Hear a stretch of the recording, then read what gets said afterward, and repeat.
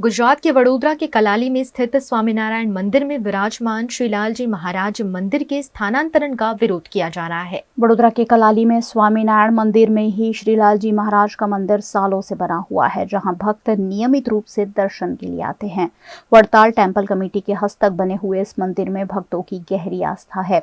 इसी बीच श्री लालजी महाराज के मंदिर को स्वामीनारायण मंदिर से हटाने की कवायद की जा रही है, जिसका श्रद्धालु विरोध कर रहे हैं। उनका कहना है कि श्री लालजी महाराज भगवान का प्रसाद है और उनकी जगह तीर्थ धाम बनाई गई है।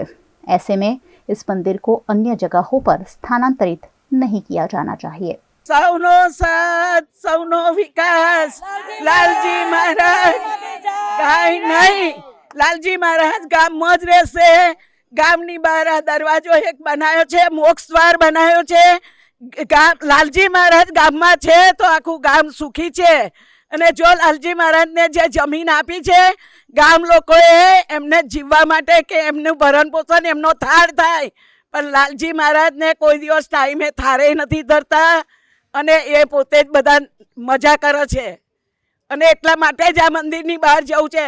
આજે ગામનો બૈરો છોકરીઓ બધોય હચવાયું છે। ગામની બહાર કોઈ દિવસ કોઈ એ થયું નથી અને ગામની આબરૂ કાઢવા માટે બહાર જવાનું।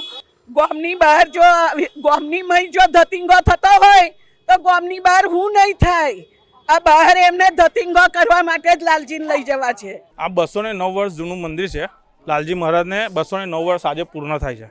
એ પૂર્ણતા આરે વાર્ષિક જે મહોત્સવ થાય છે એ નિમિત્તે ગામના લોકોએ જે ગયડા લોકોએ આ જમીનના મંદિરના ખેડૂતના પેલું ખેતી લાયક કે ભાઈ મંદિરને એક ઇન્કમ ઊભી થાય અને થાળ ભેટ બધું ગામમાંથી કોઈ સેવા ચાકરી ના કરે તો એ ઇન્કમમાંથી એ થઈ શકે, એની માટે આ જમીન આપેલી છે। બરાબર છે। સમય જતાં આ લોકોને અહીંયાથી ભોગવવા માટે હવે આ મંદિરને બહાર લઈ જવું છે।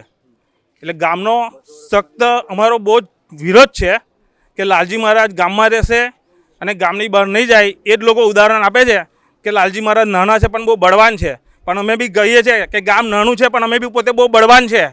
એટલે એક વાક્યમાં સમજી જજો, એક વાક્યમાં સમજી જજો।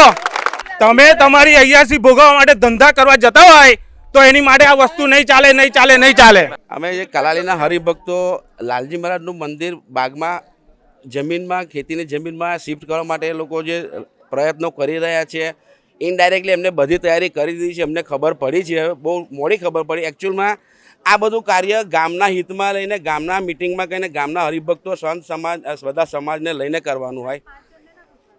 3 વર્ષથી એમને કહેતા આવેલા છે કે સંતો તમે જ્યારે પારાયણ હોય યજમાન ખર્ચો કરતો હોય એનો ખર્ચો ના બગડે, તમે પારાયણમાં કોઈ સંતો દ્વારા આવી જાહેરાત ના કરાવશો, આખા ગામની મિટિંગ કરાવીને તમે નિર્ણય કરો। પણ અમને બસ મંદિર બાગમાં જ લઈ જવું છે, શું કરવા ખબર નથી પડતી।